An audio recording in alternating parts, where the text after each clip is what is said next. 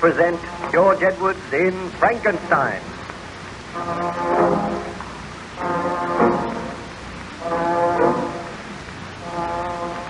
The good ship Voyager was held fast in the northern ice bank. The captain and crew were astonished when a stranger came staggering across the ice and asked for shelter.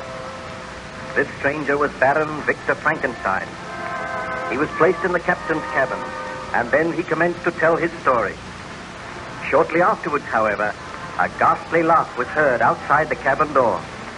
Frankenstein weakly attempted to get out of bed, but the captain pushed him back and called to the first officer to come to his aid.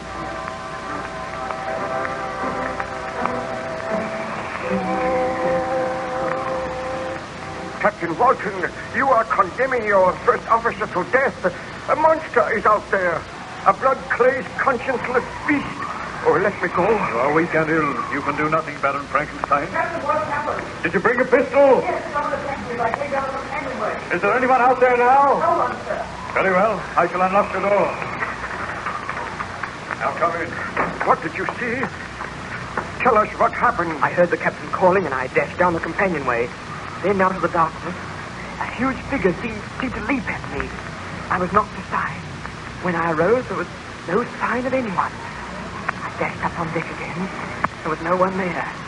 The man on watch reports that he saw nothing. The monster was here. You are lucky to be alive. I believe your story now, Baron Frankenstein. I created that monster, and I must live until I kill him. That is my sole task on this earth. What I created, so I will destroy. What does he mean, sir? It is a strange story, Mr. Boyce.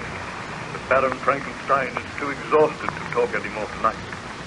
Pray remain in the bunk, Baron. I must try to get to sleep.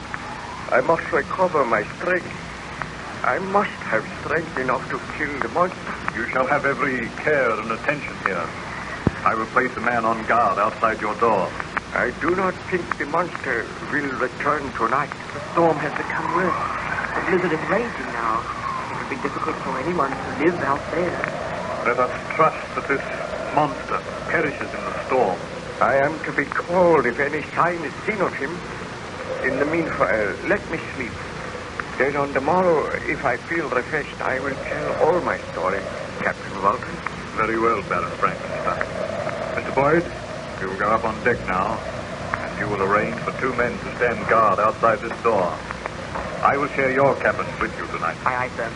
I bid you good night, Baron Frankenstein. We will meet on the morrow.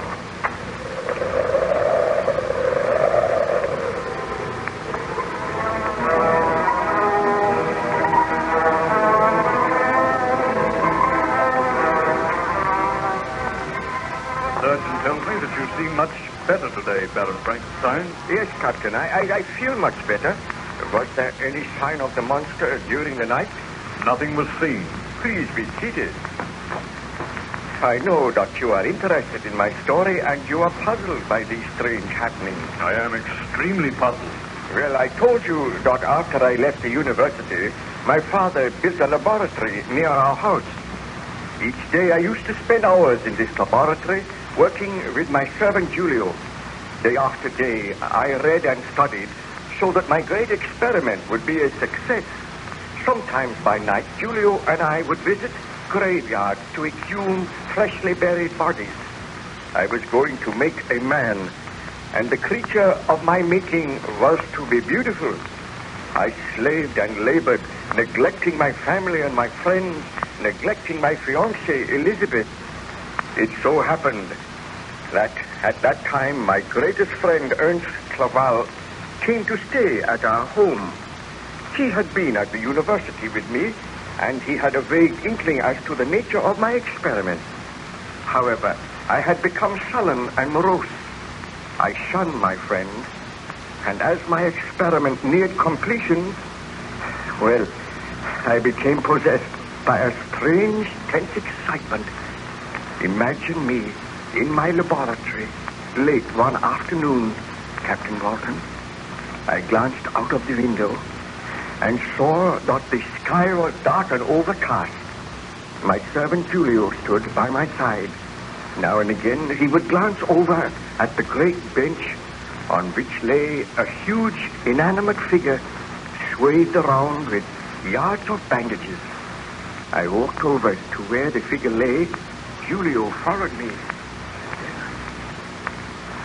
Julio, I have news for you. I think that tonight we'll see the end of our work. Do you mean that the figure will come to life tonight, my master? I hope so. If the threatened thunderstorm takes place, there will be sufficient electricity to bring light to this inanimate mass. Look at it, Julio. At present, it is a lifeless mass shaped in the form of a man. For months, we have worked over it. Tonight, if the storm breaks, we shall raise this figure to the top of the tower in the laboratory, and there it will stay for 1 hour while the thunder crashes and the lightning flashes. Then we shall lower the body onto this bench once again. The wrappings will be taken off, and who knows? I may have created a man. Think of it, Julio.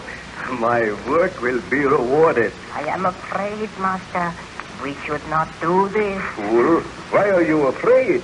I am about to make a name for myself. I will be the greatest man in the world because I have created another in my own likeness.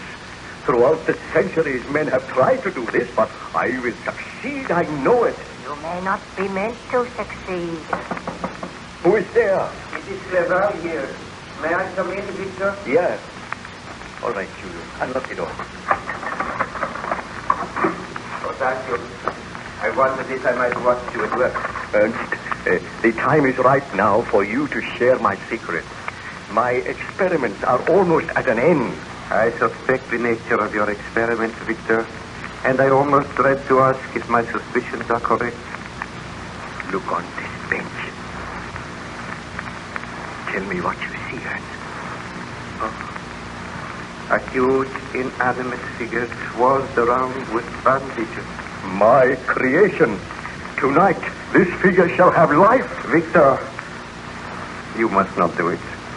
Man is not meant to do that. Oh, you are like Julio. He is also afraid. I want to speak with you privately. Bid Julio be gone. You may go, Julio, but be here tonight at 7 o'clock. We shall wait for the storm to break. The clouds are banking up now. I will obey you, my master. Victor, your life is bound up in this strange experiment, which I do not think for one moment will succeed. But might I point out that you are in love with a very beautiful and charming girl. You are neglecting her, and she feels this neglect keenly. Clerval, my friend, I know that I have been neglecting Elizabeth, but she will be proud of me, proud to marry me. I will be hailed as the greatest scientist the world has ever known. I beg of you to desist in this experiment. Do not try to bring life to this body tonight. Destroy what you have already done. Then marry Elizabeth and go away somewhere for a long holiday. You do not look well, my friend. Oh, I have been working too hard. But you ask too much of me, Ernst. I cannot give up my life's work. Do you love your work more than you do Elizabeth? I love Elizabeth very dearly, but I must do something with my life. I have always wanted to be a great scientist. My discovery will revolutionize the world. It will be possible to make men. Do you not understand? It is not possible. Experiments like this are not meant to succeed. You are usurping the right of God. Ernst, you are my best friend. You cannot seriously ask me to give up this work. I am going to ask you to be here in this laboratory with me tonight to watch as I unbind the bandages from this figure and to know that my experiment has succeeded. Very well, Victor, since you insist. But I do think you should take Elizabeth into your confidence. Let her come here tonight. Oh, she will be afraid. We will all be afraid. But without wishing to dampen your ardor, let me assure you that I do not think this experiment will succeed. We shall see. Well, come with me now. Speak to Elizabeth. Tell her that you have been neglecting her and ask her to be present tonight. I will do that. We will go and seek out Elizabeth now. Well, Captain, I sought out my fiancée. I told her the truth. At first she was horrified, but gradually she became interested, and she consented to be present in the laboratory that night. After dinner, the storm developed rapidly. The thunder roared, and there were great streaks of forked lightning. Together, Elizabeth, Ernst, and myself went to the laboratory. There we found Julio awaiting us, and I led the way to the bench on which lay the inanimate figure. When we reached the bench...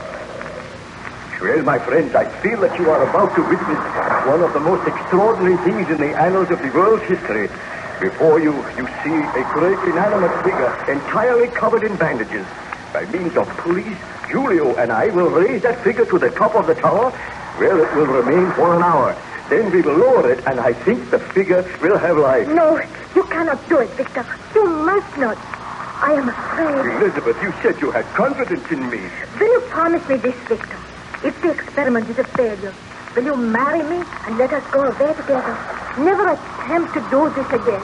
It is madness. I promise that if the experiment is a failure, I will discontinue all attempts. Now, does that satisfy you, Elizabeth? It does. Oh, do not worry, Elizabeth. I feel sure that this experiment cannot succeed. You hope it does not succeed, Ernst, but we shall see. The storm is at its height now. Come, Julio. Help me to place the body on the lift. Now, careful. Roll it over. Victor, I beg of you, do not do it. Quiet, please. Now, Julio, pull the ropes and I will assist you. Pull. See, my friend, the body is going up to the tower. There it will be exposed to the full fury of the storm. Watch. The lightning frightens me. But this is a dreadful storm. The body is in place now. It will remain there for an hour. We must be patient. We will wait here. And in an hour's time, I will lower the body, unwrap the bandages, and perhaps I will have created... Please proceed, Baron Frankenstein. Tell me what happened. I can tell you no more today, Captain. I am weary now, and the memory of the past upsets me.